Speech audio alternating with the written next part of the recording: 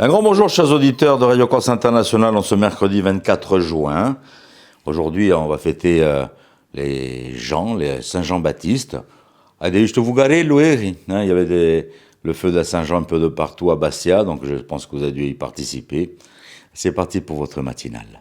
Bonjour, salut à tous. Si vous impregui. Voilà, une bonne fête à tous les gens, donc aujourd'hui, les gens Jean-Baptiste, qui sont donc à l'écoute de Radio Corse International et Télépaese. Bon, hier, il y avait les feux de la Saint-Jean un peu de partout à Bastia. I Vugari, que les Angiese, que le Deuburtu. Voilà, il y avait celui, dans chaque coin de Corse où on a fêté la Saint-Jean, donc hier soir. Bon, programme de votre matinale, la météo. Vous allez voir, aujourd'hui, ça change pas grand-chose, à part quelques petits orages. Mais on va voir ça avec Philippe Jam pour la météo dans un petit moment. Il est en train de s'installer. De l'information, bien sûr.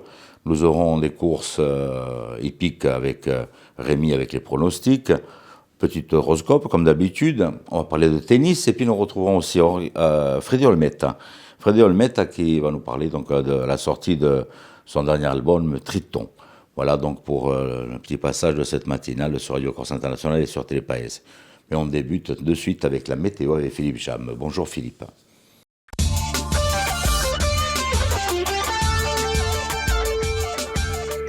Bonjour Auguste, bonjour à toutes et bonjour à tous. Du orange et du jaune aujourd'hui puisque la Corse est placée en vigilance orange pour la canicule et en jaune pour des orages puisque le ciel va être voilé certes, mais dans l'après-midi des orages pourront éclater, des orages accompagnés d'averses en Balagne, dans le Cortenay ou encore dans les Deux-Sèvres. Le vent de nord-est à nord-ouest sera parfois modéré sur le nord de l'île. Quant aux températures maximales, elles seront sans grand changement, comprises entre 31 et 35 degrés, 25 degrés sur le relief.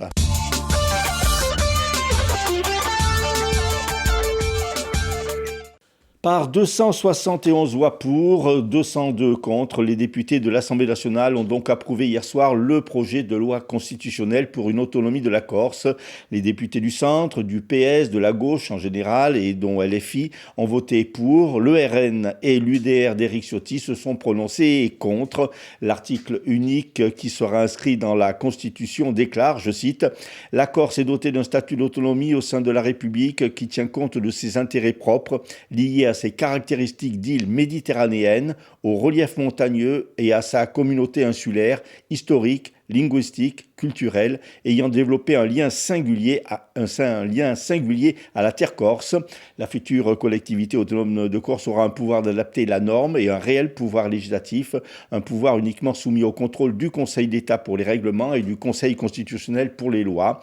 Le texte prévoit également une consultation obligatoire des Corses à l'issue du processus parlementaire, mais il devra être adopté donc par le Sénat. Celui-ci devrait s'attaquer au dossier à l'automne. Il sera ensuite soumis au Congrès de Versailles. Il faudra une majorité des 3/5 pour inscrire la loi dans la Constitution et graver donc la réforme dans le marbre de la Constitution. Après cette première étape, satisfaction du côté de Paul-André Colombani, député de la 2e circonscription de la Corse du Sud. Il se dit satisfait mais sans triomphalisme, a-t-il déclaré, soulignant rester prudent quant au passage du texte devant le Sénat à l'automne prochain. Satisfaction mesurée également pour Michel Castellani, député de la 1re circonscription de la Haute-Corse, car les votes ont été moins nombreux pour qu'il l'espérait du côté de Gilles Simeoni, qui en tant que président de l'exécutif a mené cette bataille de l'autonomie. Le travail n'est pas terminé. Il reste un travail important à accomplir avec les débats à venir au Sénat, a-t-il déclaré, et d'ajouter, en clin d'œil à la Coupe du Monde de football qui se dispute actuellement, on aurait préféré gagner 3-0 que 3-1, mais on a gagné. Lors d'une conférence de presse hier à Bastia, les dirigeants de Scolagorsa ont lancé un appel au rassemblement devant les préfectures de Bastia et d'Ajaccio pour demain après-midi. Scolagorsa dénonce, je cite, « le silence assourdissant et le mépris persistant des représentants de l'État ». Les dirigeants réclament la contractualisation de 11 postes d'enseignants, la sécurisation juridique du réseau ainsi que le retrait du recours préfectoral engagé contre la collectivité de Corse. À ce jour, si des engagements ont été été annoncé concernant la contractualisation de 6 postes et la sécurisation juridique de la subvention accordée par la collectivité de Corse. Aucune mesure n'a été officiellement actée ou signée. Demain, une délégation de Scuola Corsa sera reçue à l'Assemblée de Corse par la conférence des présidents et elle demande également à être reçue par le préfet de région et le recteur de l'académie. Un homme de 56 ans en détention pour des faits de menaces dans un autre dossier a été condamné hier à 4 ans de prison par le tribunal correctionnel de Bastia, qui l'a reconnu coupable de l'envoi de 527 messages téléphoniques à caractère sexuel sur une période de 2 mois à une enfant de 9 ans en 2020. Il devrait également faire l'objet d'un suivi socio-judiciaire durant 3 ans. Interdiction lui est faite également d'entrer en contact avec la victime et d'exercer toute activité en lien avec des mineurs. À la suite d'une enquête judiciaire sous l'autorité du pôle régional économique et financier du parquet de Bastia, une enquête menée par la brigade de la criminalité financière ainsi que le groupe interministériel de recherche de Haute-Corse, des détournements de fonds ont été mis à jour au sein d'une association spécialisée dans le soutien scolaire et l'aide aux devoirs.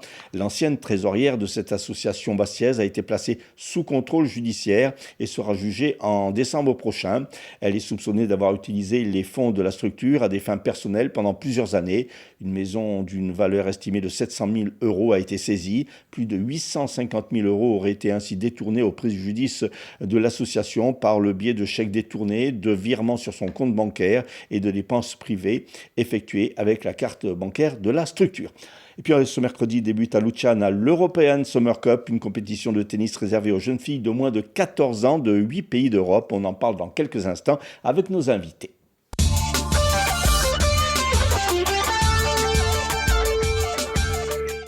Merci Philippe pour les infos, pour la météo. On vous retrouve dans un petit moment. On va parler de tennis et puis on va retrouver aussi Freddy Olmet comme invité donc dans cette matinale. On va se faire un petit détour sur les hippodromes de Cherbourg pour les pronostics hippiques du jour avec Rémi. Les pronostics hippiques de Rémi sur Radio Corse International. Bonjour à tous, ce mercredi dans les bons coups du jour, nous serons sur l'hippodrome de Cherbourg. On va commencer avec le quintet, je vais mettre en tête le numéro 5, Inserboy. Passons à la 4e course où le 7, Knoever devrait lutter pour la victoire, tout comme dans la 7e, le numéro 2, Néo de Faël. Bon jeu à tous. Vous avez bien noté ? Bon, c'est bien. Rendez-vous ce dimanche sur l'hippodrome de Zonza, les enfants. En plus, c'est l'anniversaire de l'hippodrome qui fête ses 100 ans. Voilà, n'hésitez pas, il y a toujours beaucoup de monde. L'entrée sera gratuite donc pour tout le monde. Donc n'hésitez pas donc à venir faire un petit détour sur l'hippodrome. Vous pourrez vous restaurer sur place, il y a des jeux pour les enfants, il y a des artisans. Petit rendez-vous à ne pas manquer donc ce dimanche du côté de Zonza. Bon, l'horoscope, on fait ça, qu'est-ce que vous en dites ? Paxi qui vient nous rejoindre.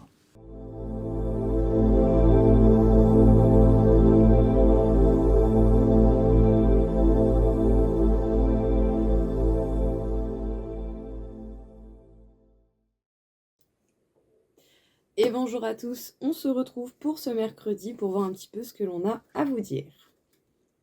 Les béliers, vous allez avoir aujourd'hui des solutions et des réussites au niveau personnel et professionnel.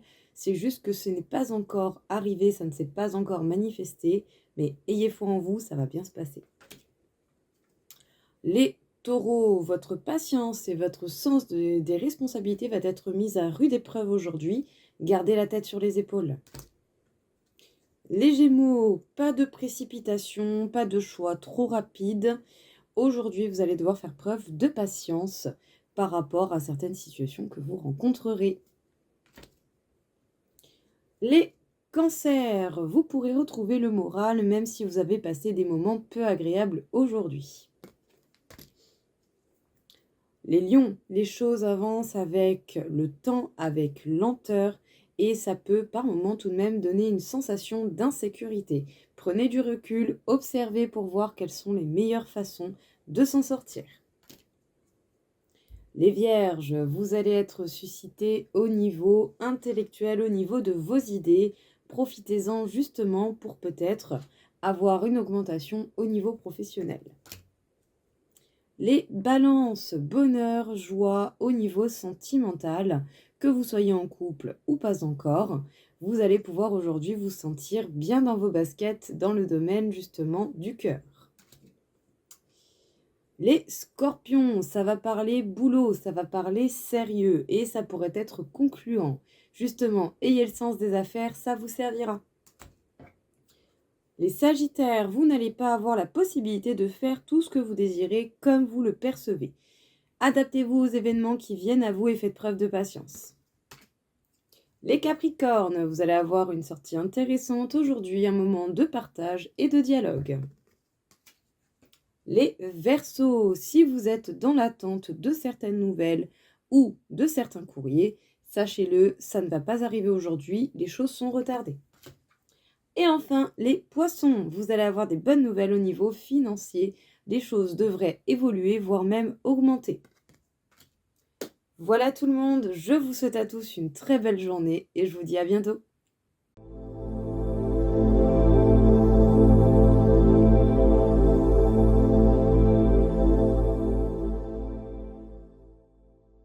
Invité donc de cette matinale, on va débuter donc avec du tennis et on va retrouver aujourd'hui Monsieur Philippe Médor, président de la Ligue Corse de tennis, ainsi que Vicky Albertini et Frédéric Casamat à l'occasion des 2 tournois internationaux qui vont se dérouler à Luciane à partir de ce jour, de ce mercredi 24 juin.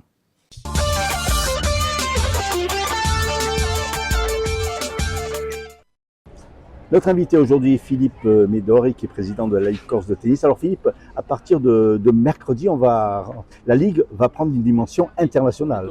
Oui, tout à fait. Nous recevons la Summer Cup pour la 2e édition.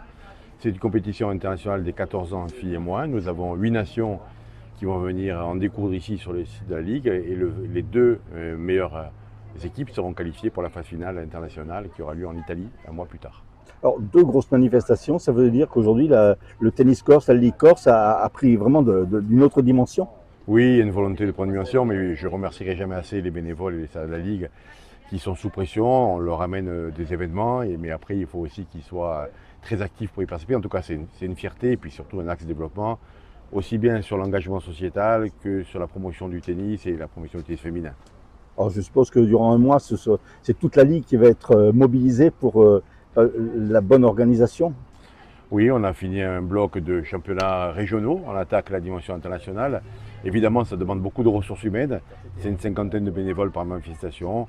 Ils sont aguerris, on a un savoir-faire, on a des infrastructures, on peut rêver en grand.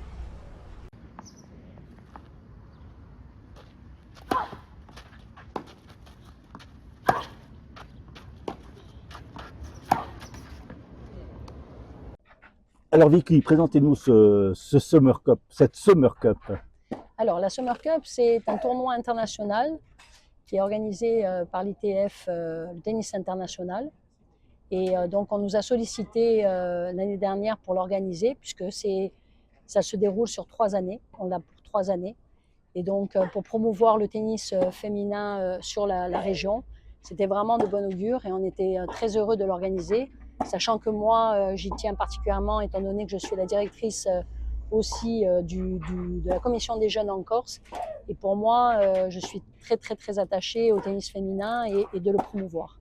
On rappelle que cette Summer Cup, elle est réservée à une certaine catégorie de jeunes filles. Tout à fait.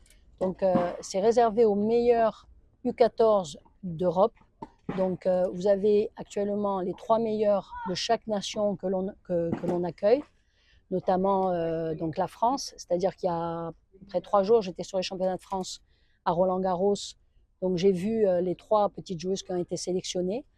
Donc c'est aussi une certaine motivation pour nos jeunes joueuses, c'est non seulement d'être la meilleure de France, mais aussi de représenter son pays dans diverses compétitions dans le monde.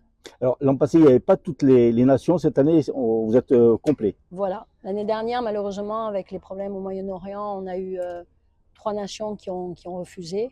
Cette année, on les a au complet. On a 8 nations, dont l'Israël, la Turquie, l'Angleterre. Donc je pense qu'on va avoir les meilleurs du monde et on en est très contente puisque le tennis féminin, en général, en ce moment, celui qui domine, c'est l'Europe. Alors c'est quand même une sacrée organisation pour la Ligue. Oui, tout à fait. Donc, on a une très belle équipe à la Ligue Corse de tennis qui travaille sur tout le long de l'année sur ces différents événements. Sachant en plus qu'on a eu une très bonne nouvelle, c'est qu'on a récupéré la raquette de corail qui va se dérouler aussi au mois d'août. C'est la même compétition que la nôtre, sauf qu'on a la phase finale des U12.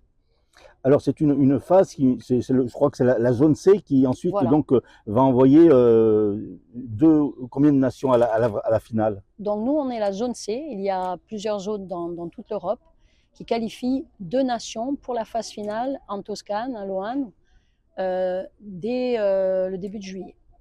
Ça représente aussi un sacré tremplin pour certaines jeunes filles et puis ça booste un petit peu peut-être la pratique des jeunes Corses. Complètement. C'est-à-dire que toutes les joueuses que vous voyez aujourd'hui, on en a fait un petit peu l'expérience avec la raquette de corail, avec Mira Andreeva qui a participé il y a quelques années à la raquette de corail à Ajaccio et qui maintenant a gagné Roland Garros il y a 15 jours. Donc c'est un véritable tremplin pour elle. C'est les futures joueuses compétitrices que vous allez voir sur les grands chelems. Donc c'est très important pour nous, c'est un beau challenge et on est très heureux et très fiers pour la Corse de les organiser. Alors, ce sont des équipes il y a 3 matchs par qualification, c'est ça? Alors, vous avez 2 simples, c'est-à-dire un contre 1, et puis après vous avez le double qui peut être décisif puisqu'il faut gagner maximum de matchs pour gagner la rencontre, ce qu'on appelle une rencontre. Donc vous avez 2 simples, un double. Et il faut gagner le maximum de matchs pour pouvoir avancer dans le tableau. Parmi les favoris de cette 3e édition? Alors, je pense que les Anglaises sont bien parties et les Belges.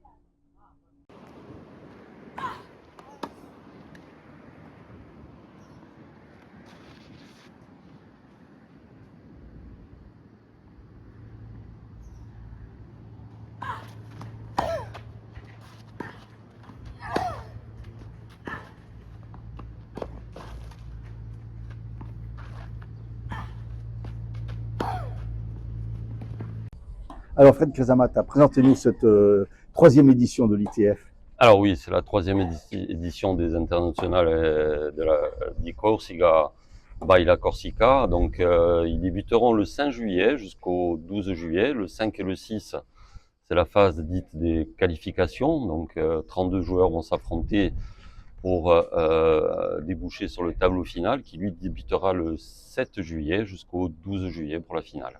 On rappelle déjà un petit peu ce qu'est un ITF. Alors un ITF, c'est un tournoi professionnel de tennis doté de 30 000 $, c'est la dotation totale, et c'est réservé à tous les joueurs de tennis professionnels, ainsi que les joueurs amateurs qui veulent bien y participer, mais il faut avoir une licence professionnelle. Alors c'est quand même une reconnaissance du tennis international que de laisser organiser à une ligue comme ça un tournoi renommé, réputé et prisé.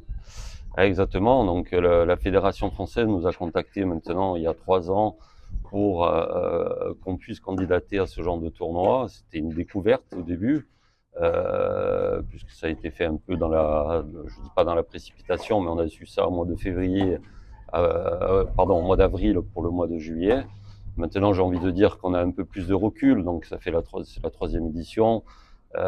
Les gens qui sont autour de moi, les bénévoles, les salariés de la Ligue, tous ceux qui organisent le tournoi, on commence à avoir une petite expérience, donc un peu moins de stress, je dirais, mais ça reste quand même, on a besoin de s'acquérir encore un peu pour pouvoir être au top du top. Ça va représenter combien de nations en fait? Alors, pour l'instant, il y a 11 nationalités qui sont représentées dans le tableau final, essentiellement des Européens, avec bien sûr une majorité de Français. Et la proximité de l'Italie fait qu'il y a beaucoup de joueurs italiens qui candidatent à notre tournoi. Alors, le principe, c'est qu'il y a un tournoi qualif et ensuite il y a le tournoi final, le tableau final, c'est ça? C'est ça. Donc, le tournoi qualification est ouvert à tous les joueurs qui ont une licence dite ITF pour pouvoir se qualifier dans le tableau final. 8 qualifiés sortiront de ce tableau. Alors cette année, le meilleur joueur, il sera classé combien? Alors pour l'instant, les listes évoluent tout au long de la quinzaine là, qui reste jusqu'avant le début du tournoi. Donc là pour l'instant, la tête de série numéro 1 est 220e. C'est un Allemand. Et le dernier entrant dans ce tableau est aux alentours de la 470e place mondiale. Et on aura cette année le retour d'un enfant du pays. Exactement, ouais, on est très fiers de sa participation. Laurent Locoli donc nous fait la gentillesse de venir matcher sur ces terres, je dirais, là où on l'a vu grandir. Donc c'est un bel événement pour nous, bien sûr, et puis je pense aussi pour lui, puisque il va pouvoir être vu par ses compatriotes. Et puis deux invités aussi. Exactement, oui, dans le tableau final, donc nous avons décidé d'inviter le champion de Corse, Lisandro Rodriguez, champion de Corse 2026 bien sûr, et une deuxième invitation sera attribuée au vainqueur du tournoi CNGT de Bonifacio. C'est une petite première pour nous, puisque le Tennis Club de Bonifacio a décidé d'organiser ce genre de tournoi. Donc c'est un tournoi qui a une forte renommée au niveau national. Donc le gagnant de ce tournoi se verra offrir une invitation dans notre tournoi. Alors premier coup de raquette? Premier coup de raquette le 5 juillet au matin à 9h pour les qualifications et le 7 juillet au matin pour le tableau final. Et la grande finale? Et la grande finale se déroulera le 12 juillet, le dimanche 12 juillet.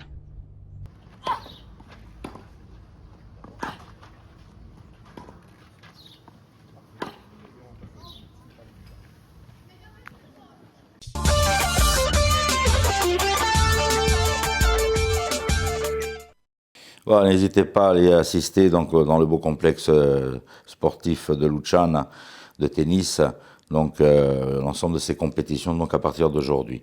Nous allons parler musique avec Freddy Olmet, notre invité, et avec la sortie donc, de son album et des clips. Notre invité aujourd'hui, le guitariste Freddy Olmet, à l'occasion de la sortie de son nouveau CD Triton.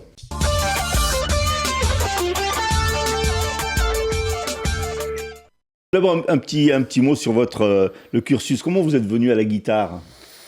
Je rappelle que vous êtes un virtuose de la guitare. Virtuose, c'est gentil.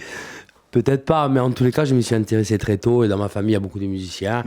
Je pense que j'ai suivi un peu le chemin qui m'était déjà offert.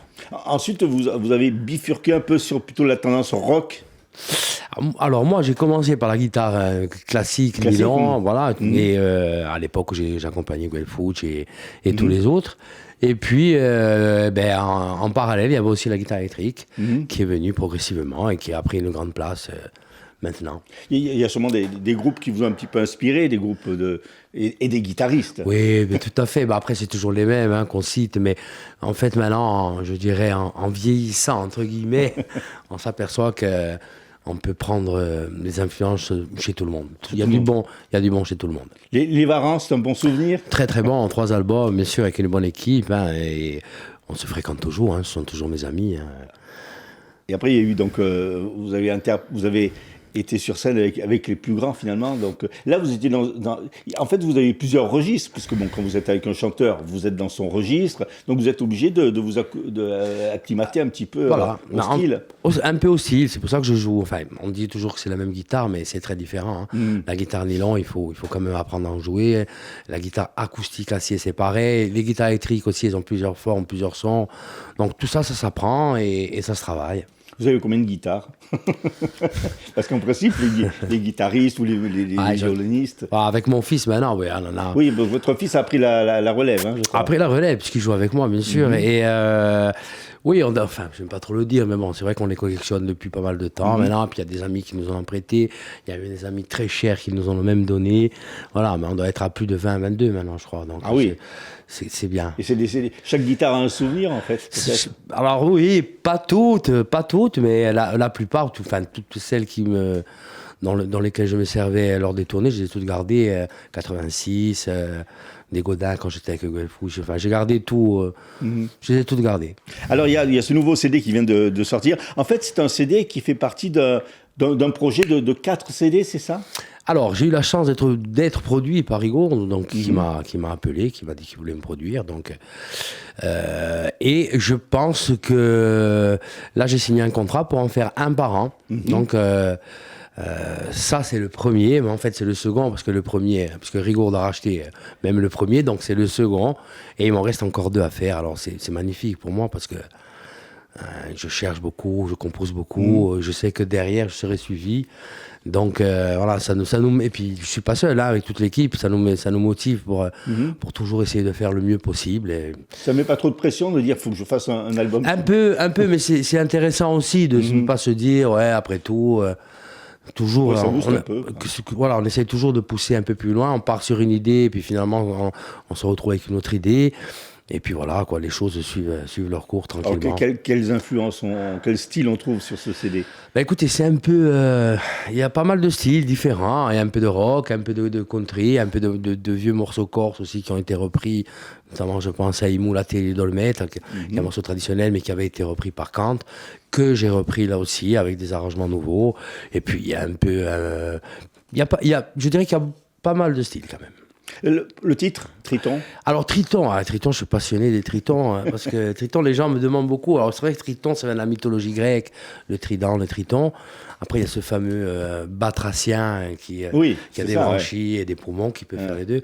Et le Triton, en fait, c'est l'accumulation de la succession de 3 tons dans une gamme normale de Do. Dans une gamme normale de Do, on a ton, demi-ton, demi-ton. Et dans une gamme où c'est qu'on emploie le triton, on va tomber sur ton. Triton. Triton, et puis c'est une note. Alors c'est fabuleux parce que c'est triton, le diable in musica. Ça veut dire qu'il existerait des accords secrets capables d'invoquer le diable. Et c'est une note qui a été proscrite par le pape, par le clergé pendant des années et qui a été tolérée, je crois, dès milieu 1900. Ça veut dire que pendant longtemps, ils avaient la main dessus et ils n'acceptaient pas ça. Alors, je sais pas pourquoi. Et finalement, le triton, quand on l'étudie un peu, on s'aperçoit que dans tous les films qui sont sombres, il y a ce triton qui revient à cette note qui permet de plonger de suite. On met le noir, ça fait peur. Voilà, donc on s'en sert beaucoup. Donc ça m'a passionné. J'ai trouvé que le nom, il sonnait bien et on a appelé cet album Triton. Alors, il y a des, comme vous le disiez, il y a des anciennes chansons que vous avez arrangées. Il y a également des compositions. Alors, comment est-ce qu'on compose? Alors, là aussi, chacun a sa méthode. Chacun a sa méthode. Moi, c'est comme je travaille mon instrument tous les jours, et il est vrai que de temps en temps, j'ai des riffs, entre guillemets, qu'on appelle. Enfin, les guitaristes savent de quoi je parle. Et bien souvent, ils sortent quand on ne s'y attend pas. Et il faut être là pour savoir le saisir et se dire, je pense que ça, c'est exploitable. Alors, il y a 12 titres. 12 titres, dont certains anciens. Alors moi, la question que je me suis posée, c'est que quand c'est des instrumentaux, de musique instrumentale, comment on fait pour donner un titre à une musique instrumentale? Qu'est-ce qui fait que vous avez appelé par exemple Lily ou un nom comme ça? Lily, je vous le dis, c'est mon lapin que j'ai eu pendant 10 ans et j'ai donné les cours de guitare, il était sur la table avec moi et puis on avait de longues conversations. C'est un hommage au lapin. Au lapin, on parlait de Casimir, on parlait du Chaînon Manquant, on refaisait le monde et tout. C'était hyper passionnant. Donc elle, je lui devais ça et je l'ai fait.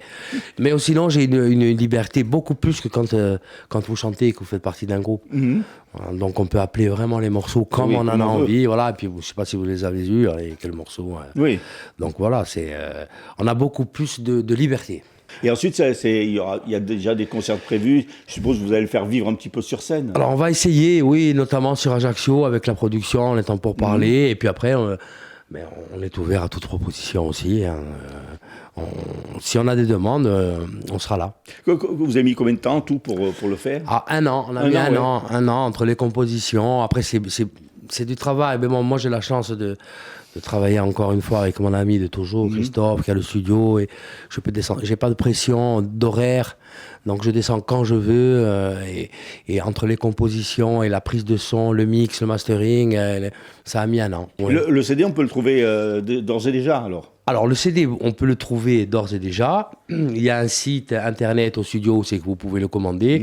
Et puis aussi, vous pouvez le trouver, je pense même gratuitement, dans toutes les stations Vito. Ah oui, mais c'est vrai qu'ils distribuent ils distribuent les CD. Je crois qu'il y a 80 hôtels qui l'ont pris aussi pour le dispatcher. Et puis, il y a je crois qu'il y a 330 points de vente. Ah oui, c'est parfait. Donc, que les gens, excusez-moi, n'hésitent pas, qu'ils aillent le prendre parce que là, il est gratuit.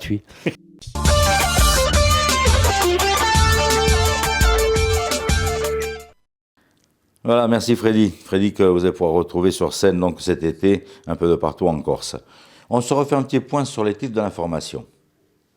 Par 271 voix pour, 202 contre, les députés de l'Assemblée nationale ont approuvé hier le projet de loi constitutionnelle pour une autonomie de la Corse. Le texte doit être instruit par le Sénat en octobre et un référendum sur l'île devra également l'entériner. Sans réponse de l'État sur ces revendications, Scolagor lance un appel au rassemblement demain jeudi devant les préfectures de Bastia et d'Ajaccio. Un homme de 56 ans a été condamné à 4 ans de prison par le tribunal correctionnel de Bastia, coupable de l'envoi de 527 messages téléphoniques à caractère sexuel à une enfant de 9 ans et fait se dérouler en 2020. Et puis l'ancienne trésorière d'une association bastiaise de soutien scolaire et d'aide aux devoirs a été placée sous contrôle judiciaire. Elle est soupçonnée d'avoir utilisé les fonds de la structure à des fins personnelles pendant plusieurs années. Tennis débute aujourd'hui à Luciana l'European Summer Cup de tennis. Météo ciel voilé, chaleur, averses et orages au menu de cette Saint-Jean. Voilà, un grand merci d'avoir passé ce petit moment en notre compagnie sur Télépaèse, sur Radio Corse International. Je vous rappelle que vous avez diffusion en 9h sur les deux stations, midi sur la radio et midi et demi sur rediffusion sur Télépaèse. N'hésitez pas à venir nous retrouver aussi sur les replays et sur les podcasts, ainsi que sur la plateforme de Radio Corse International. Je vous rappelle à chaque fois, rci.websiteradio.co. Vous avez la radio, vous avez les podcasts et vous avez les replays. Donc, un petit détour, donc, et puis même, vous pouvez laisser un petit message sur le site. Je vous embrasse très très fort. Soyez prudents aujourd'hui. Faites très attention, soyez vigilants avec toujours ces chaleurs. Tenez-vous, et je vous dis domani mattina.